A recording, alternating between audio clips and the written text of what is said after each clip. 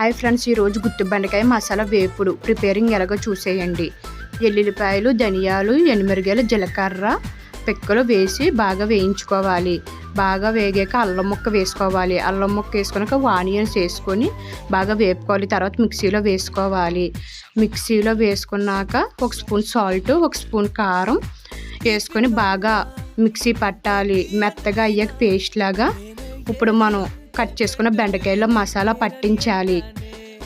మసాలా బెండకాయలు అలాంటివి పట్టించాక పక్కకు తీసుకోవాలి. పక్కకు తీసుకున్నాక పెనంలో ఆయిల్ పోసి ఒకటి బెండకాయ వేసి బాగా వేయించుకోవాలి.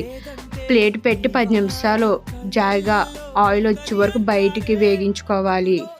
వేగాక ఆయిల్ బయటకు వచ్చేదాకా బెండకాయ వేపుడు అయిపోయింది ఫ్రెండ్స్. మీకు నచ్చితే లైక్ చేయండి. ఇప్పుడు వేడి అన్నంలో వేసుకొని తింటే బాగుంటుంది ఫ్రెండ్స్. మీరు ట్రై చేయండి ఫ్రెండ్స్.